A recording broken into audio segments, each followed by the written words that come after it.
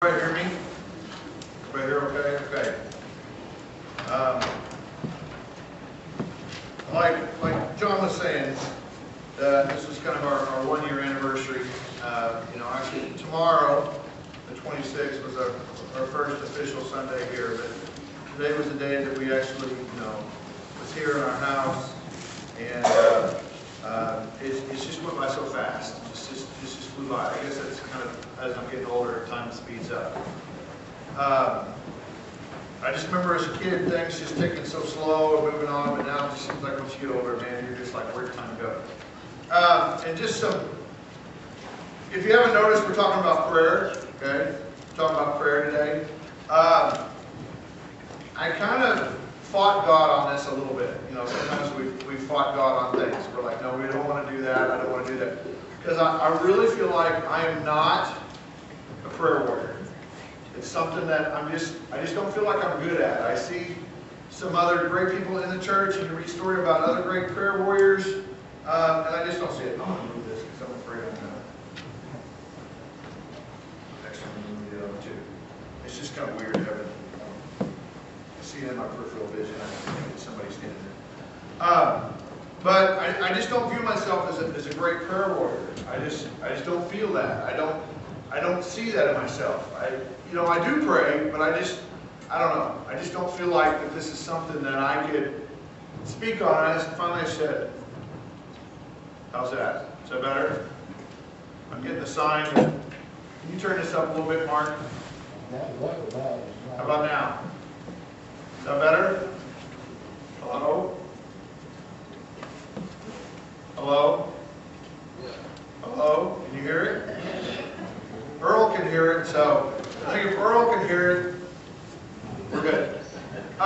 It's just something I feel like I'm just not great at, Talking about a little bit about our anniversary, it's something that, I've really been praying about, what God was leading my life, 4.5 years ago, God kind of calling me back into the ministry. God, what does that look like? I don't know. Then I went on a mission trip.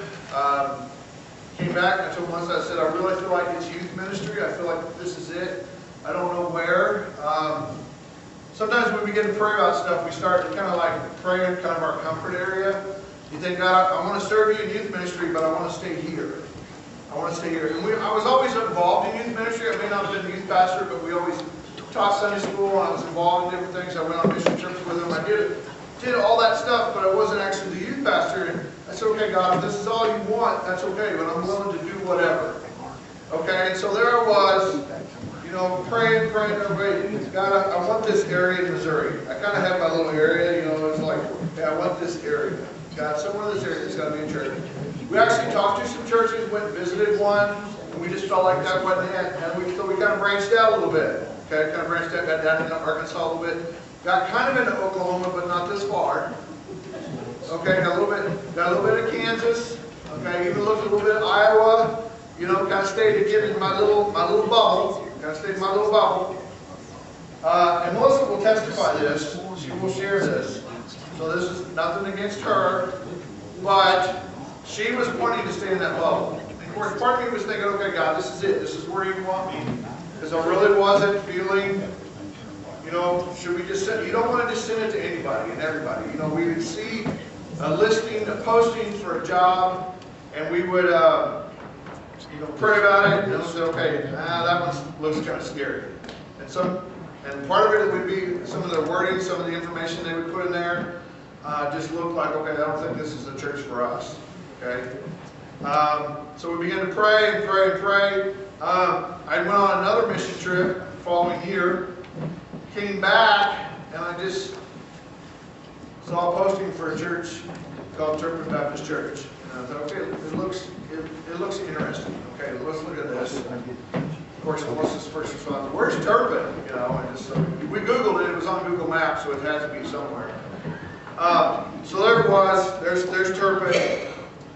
And we're looking, and she's like, there's no trees.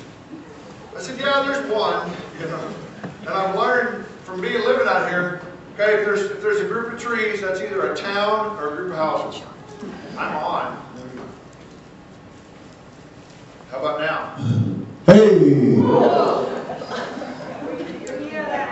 What? How about now? Sorry, I guess I'll go way down. How about now? Go down a little bit more. That's really loud. Hello? Hello? Is that better? Is that better? Okay. Hey, that does sound better. I can't tell, when you're up here, you can't tell if you're on or not. I'm just, you know. So we looked at it and we prayed about it. We thought, okay, we'll send a resume. And that was sometime in like August that we sent it. And then in September, I got a call from this guy named John Moses. I don't know. And he left me a voicemail. And I was actually working at a hospital. And where I was at the time, I just saw I had a voicemail.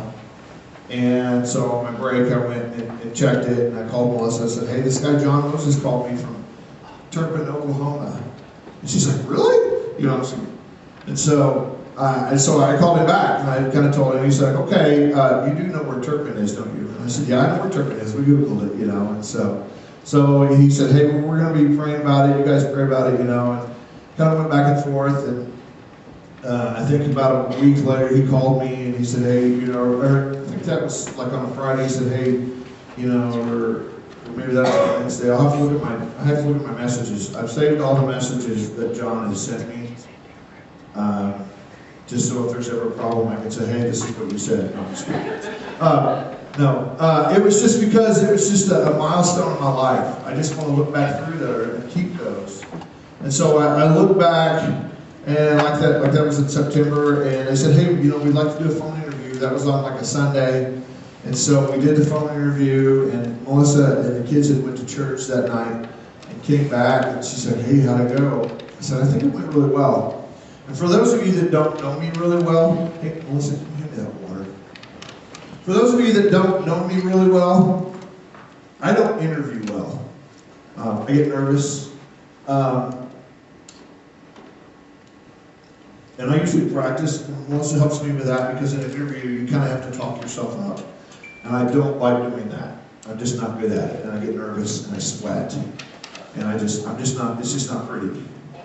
And I said, well, I think it went pretty well, you know, and then, you know, right at the interview, you know, and I've been to interviews, and there's always that one question, and then Dan said, hey, I have one question for you. So, I mean, you try to prepare yourself for that big theological question that a pastor might ask you, you know, if they're looking at bringing you on staff. And he said, who's your favorite Stargate character? Okay, that's a sci-fi series. From the 90s and 2000s, so, you know, if you want to Google that. And so it was like, woo, you know, and so, of course I said Jack O'Neill, if you want to look that up. But so that led to that, and, you know, it just seemed like that God's hand was totally on this whole thing. Everything just seemed to line up, and had one problem, and and that was just from a lot of prayer. It's just a lot of prayer. We had family praying for us, we had friends praying for us. Okay, is this God's will? Is this God's will? Just pray for Brent and Melissa. And we feel like this is our home.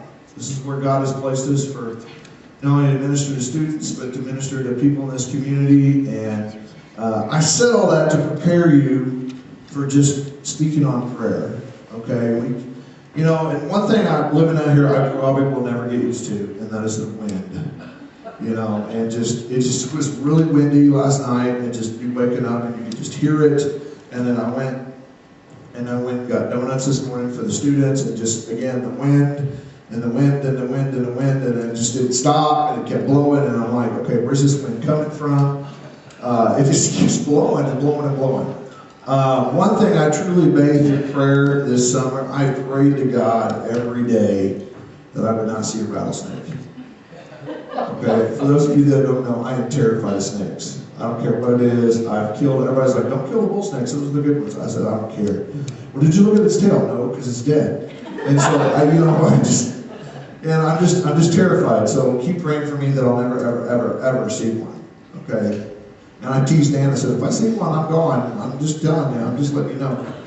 But I want to read a little bit of a story, and we're going to talk about the Lord's Prayer. Because when I began to kind of research and think about prayer, man, the Bible is just littered with all these people that pray.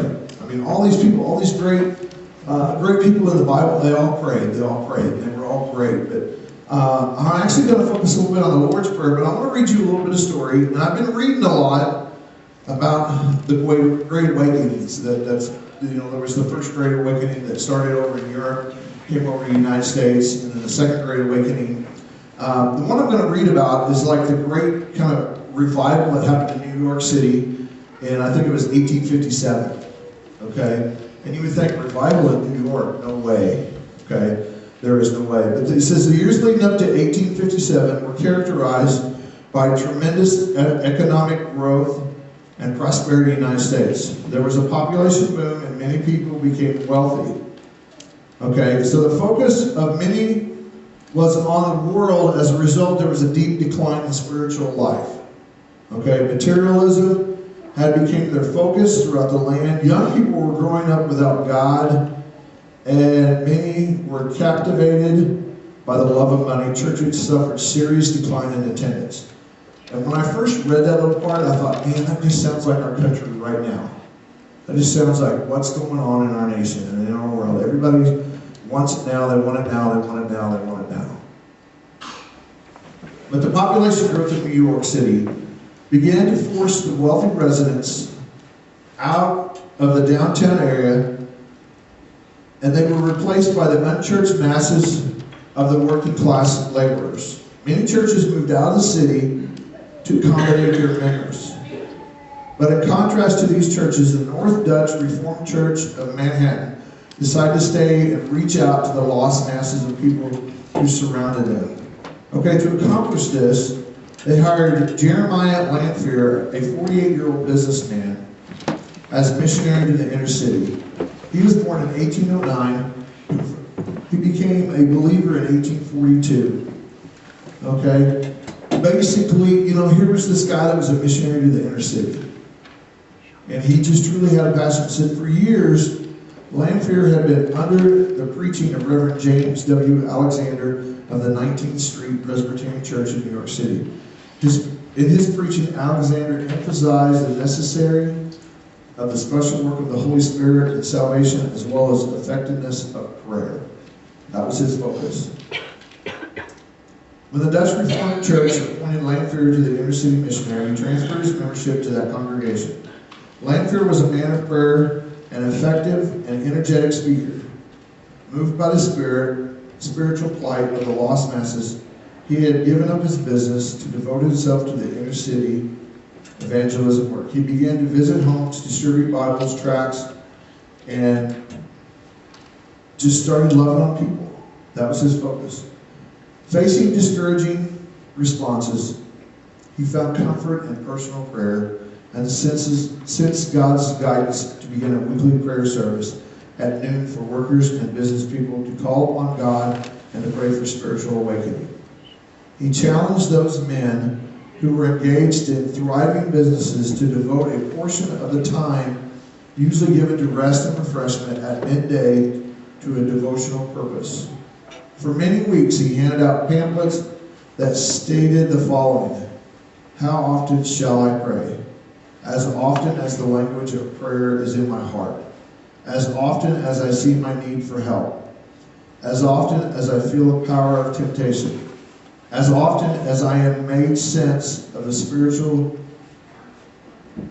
I think I misspoke it.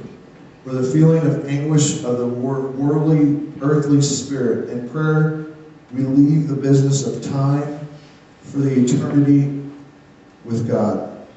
And on the reverse side of the pamphlet, he said that a day of prayer meeting is to be held on Wednesday at noon to 1 o'clock at the North Church, and he gave the address. The meeting is intended to give merchants, clerks, strangers, and businessmen generally an opportunity to stop and call on God in prayer. It will continue for 1 hour, but if designed for those who find it inconvenient to remain more than 5 to 10 minutes, as well as those who can spare a whole hour. So basically, he had this set up It says, shortly after noon on Wednesday, September 23rd, 1857, Lanphier opened the doors of the Dutch Reformed Church in Manhattan. He waited in the upper room of the building. Nobody came until around 12:30. He heard footsteps of a man climbing the stairs. A few minutes after that, more came until a total of 6 men representing 5 different denominations had joined Lanphier in prayer. The next Wednesday, between 14 and 20 people were in attendance. The third week, the prayer meeting was attended by 30 to 40. The meeting was so encouraging that it was decided that they should meet daily. The next day's attendance increased again. Soon, they filled the Dutch Reformed Church. The agenda was simply, they prayed for the salvation of souls. There was a communal singing and the edifying. Let me skip it. Oh, I'm sorry. And there was no discussion, and those in attendance prayed by name for the souls of family members, neighbors, and co-workers.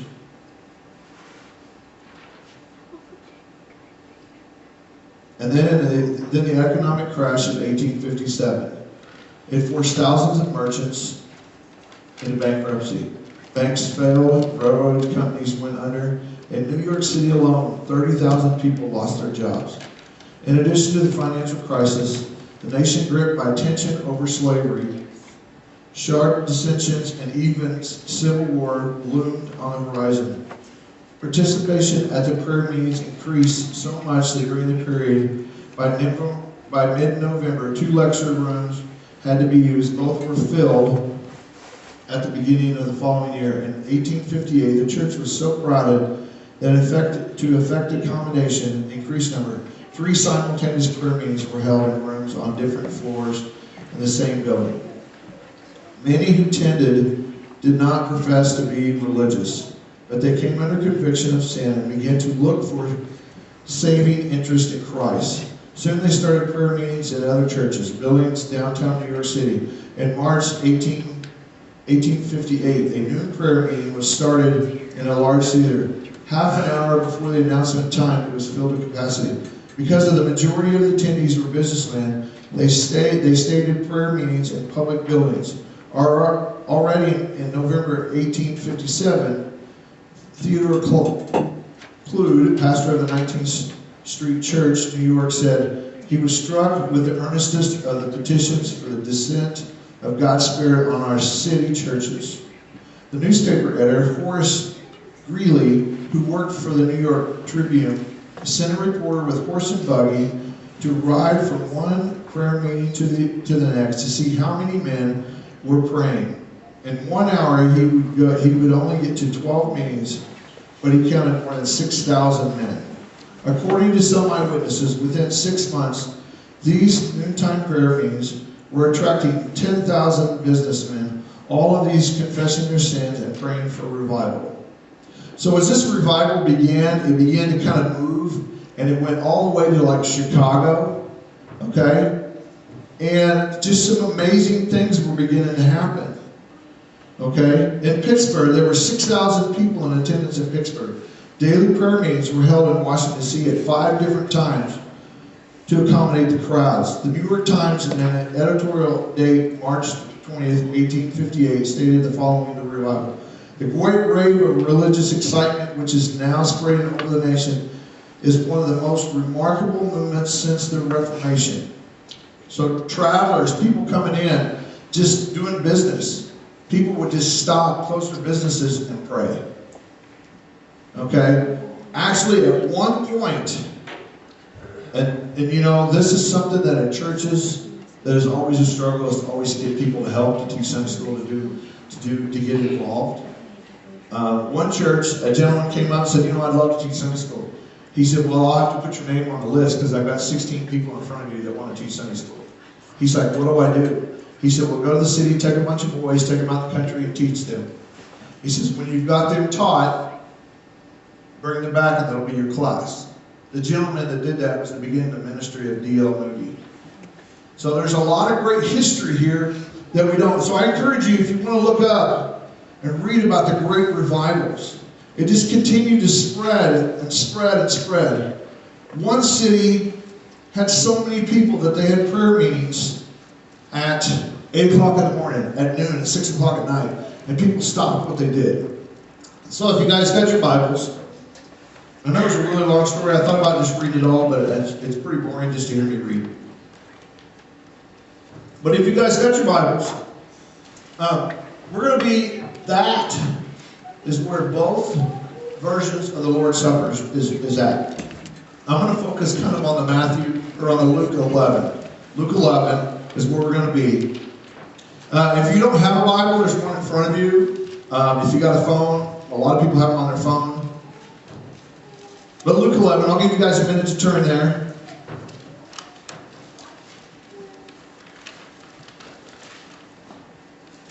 Okay, it says, now Jesus was praying in a certain place. And when he had finished, one of his disciples said to him, Lord, teach us to pray, as John taught his disciples. And he said to them, when you pray, say, Father, hallowed be your name. Your kingdom come. Give us each day our daily bread, and forgive us of our sins. For we ourselves forgive everyone who is indebted to us. And lead us not into temptation. And actually, when I read that, originally I learned that in King James, so sometimes when I read it, King James wants to come out. And I probably should have done that instead of just reading it from the Bible. But I was reading from the ESV. So prayer, what is prayer? You guys, we all know what prayer is. Prayer involves the dialogue between God and you. I mean, that's really it. It's just the dialogue. Okay? So the Lord's Prayer, they asked him. As I begin to reach this, and when I begin to look up and study about prayer and what was going on, and I read a lot out of the Old Testament, what they were praying for. They were praying for God's Messiah to come and to come and come. And, when he didn't come, they didn't believe him. And, so here he was.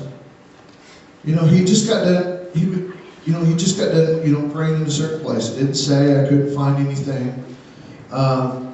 So here they were. And one of his disciples said, Lord, just teach us to pray. And so I thought, man, I wonder what that prayer was. I wonder what that sounded like. And I'm thinking, okay, if I didn't ask that question, would that have been my question? Or would okay, Lord, teach me to do miracles. Lord, teach me how to disciple. Lord, teach me how to, teach me one of the other things that you've done. But I thought, okay, what a great question to ask Jesus is, Lord, teach me to pray. Teach us to pray. Okay, but in Matthew, the prayer appears in the Sermon on the Mount, and that's in Matthew 5-7. But we're not going to go there. But if you want to read that, it's basically the kind of the same. But that's kind of where in Luke the prayer comes. Jesus is actually in the midst of a journey on his way to Jerusalem, and that goes all the way back to Luke 9:51. It talks about when he's beginning. And then in Luke 19:28 is kind of when he gets there. And that's when he sees Jerusalem and he begins to weep over Jerusalem. So that's kind of where that process. It didn't actually say where they were at. It didn't say what they were doing. It just said that, now Jesus was praying in a certain place. What was a certain place? I don't know. I couldn't find it. I researched it. It just killed me that I couldn't find it. Okay. Melissa, then what's the next slide? Okay. And I've only got 2 points today. Just 2 points. I think that's all we need. But in Luke's prayer, it comes it comes from this when he's on this journey. So his prayer life caused one of his disciples to ask for instruction in prayer. And they asked him just as, kind of in Matthew it says, just as John the Baptist had given his disciples. So they were kind of curious, So what follows in Luke 11 is the teaching on prayer. His disciples told him what to pray for. Pray for your daily bread. And why to pray. We pray to ask for forgiveness. We pray that, have we wronged anybody? Okay? So here's the prayer and a model of what to pray for. To pray in this way is distinguishing mark of Jesus' disciple. I think, and again, this is something that I'm just not good at, or I feel like I'm not good at. I hear people, and I hear stories, and probably one of the greatest stories I ever heard I worked with a lady in a school, and she was like, you know, when I have my quiet time and I'm in that time of prayer, I don't stop until I heard from the Lord. And I'm thinking, well, how long does that take? You know, because again, we want to kind of rush it along, we want to kind of hurry it, we want to make it fast, because we have things to do. So to pray in this way is a distinguishing mark of Jesus' disciples. So, you know, they wanted, that's what a disciple is to be just like Jesus. And that's what we should want to do. We should just be one just like Jesus. Jesus also corrected some abuses and misunderstandings of prayer. So number one, prayer is not to be offered to impress others. I mean, it's not. We're not there to impress others. And I really felt like when I did the opening this morning and I prayed, I felt like I just didn't know what I was going to say. I didn't know what I was going to do. And I was getting nervous. And I just wanted to get off. So that was why it looked like it was real quick. Because sometimes that's, you know, I don't want to ever try to pray just to impress somebody. I want to pray because I want to have that conversation. I want to have that communication. I want to spend time with God. I want to be able to speak out to Him. I want to speak to Him like He was standing right here next to me, which He is. But I wanted to be able to do that. So disciples, that's us, should rather just seek a storage closet or a shed or a private place when we pray. Because it's that private, it's that community time. So do you have a spot in your house? You know, I had a friend of mine tell me one time, the best time that he spends in prayer is when he's in the bathroom in the morning getting ready, because there's nobody in there bothering him. My kids are, and he said sometimes they're still knocking on the door, and because that's just, kids just don't leave you alone, they won't give you any quiet. But so, you know, his like, my quiet time is when I go in there and I'm spending time with God. So Jesus did not reject group prayer, but his warning might apply to believers who prays to impress the congregation. Matthew 6:5-6. And when you pray, you must not be like the hypocrites, for they love to stand and pray in the synagogue and at the street corners, for they may be seen by others. Truly I say to you, they have received their reward. But when you pray, go into your room and shut the door, and pray to your Father who is in secret. And your Father who sees in secret will reward you. You know, it's kind of laid out right there. You know, I remember when I first became a believer, I just thought, okay, I could never pray in public because I don't know all the right Christian words. I don't know what to say. I don't know. And I knew a lot of people that were just great prayer people. And I just thought, you know, I want to pray like you. You know, and I had several people say, don't pray like me, pray like Jesus. Don't pray like me. They were very humble about it. So, number 2. So, Jesus also prohibited long-winded attempts that tried to manipulate God. So, while Jesus prayed for long periods of time, let me turn back here. I lost my place. Luke 6:12. And in those days he went out to the mountain to pray, and all night he continued to pray to God. And when he came down, he called his disciples and chose them from the 12 whom he named the apostles. So here's a great example of having a long time prayer. You know, the other one, and he also talked about, like, you know, when you pray, you know, don't just constantly repeat yourself. But in Mark 14:36-42 is when Jesus is in the Garden of Gethsemane, and he takes some of the disciples and told them to wait right here and pray, so you will not be tempted. I'm going to go over here, and he went here to pray, and he prayed. He said, God, if this is your will, you know, let this be, but if not, take this cup. So he went back and found them asleep, and he went back again. So here was a great example of Jesus just totally being earnest and human, and just thinking, okay, God, I'm here to serve you. Here I am. So I think this was a great example of just truly spending some great time in prayer. Now, we're going to kind of get ready. We're going to do things a little bit different today. Everybody received an index card and an ink pen. And I guess they were asking the students, what are these for? And I told a lot of people there's going to be a test. And they're like, really? You know? But now, I really want you, and Joni, if you want to come up and just play something.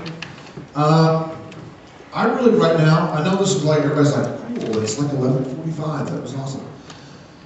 I really want us to spend some time in prayer. That's really what I want. And that card is to help you. Okay? And I really want, and you can either take that card with you, or you can bring it up here and lay it on the altar and lay it at Jesus' feet and turn that over. But if there's anything going on in your life that you need prayer, if there's anything going on in your life that you need prayer, you know, write it on that card. Write it on that card. Okay? And that prayer request, whether it's a sin in your life or just something, you know, it's like, who is it? You know, what's going on? And if you didn't get a card, well, I've got extra cards up here. Or if you want to come forward and get one, it doesn't matter. But I really want you to kind of write something about, sometimes writing something out is just makes it way better. Okay? And maybe you have somebody in your life. I want you to think about who are you praying for in your life? Who are you praying for that maybe doesn't know Jesus? You know, is there somebody in your life that doesn't know Jesus? Whether it's your kids, a grandkid, a niece, a nephew, a neighbor, a coworker, somebody. We all know somebody that doesn't know Jesus. And if it's multiple people, that's okay. I want you to write that on that card. And again, maybe it's something that, maybe God's doing something in your life, and you just want to write that down. Write that down, write that down, write that down, write that down, write that down. Because I think sometimes as believers, we don't always write our prayer requests down and share them with people. I know one thing we do with the students, and sometimes they like, go, get that look in that face. But we do prayer requests, and if you, like John said, there's some new stuff. We have a little prayer wall with cards for them to learn to write prayer requests on and then put back up. And I want another student to come and take that card and pray for that person. Okay, and sometimes it's taken a little bit, but sometimes when we first started doing this, they didn't put their name on the card. You know, and if it's something that you want me to pray for you, you know, feel free to give that to me and I'll pray for that. But I want you, right now, as we get ready, to just spend some time in prayer. And just, if you feel led, you know, just come forward. And you know, if you've never accepted Jesus Christ as your Lord and personal Savior, I'd say that's one of the greatest needs. And man, I would love to talk to you. I would love to pray with you. If you have any questions or questions about the Bible, I would love to help you out in that way. I would love it, love it, love it. And you may not want to do it like right now, and if you want to wait till afterward, you know, because I know like Melissa's grandma, she was sharing that story about her grandma, and I love that story. I love that story. That is a great example of prayer.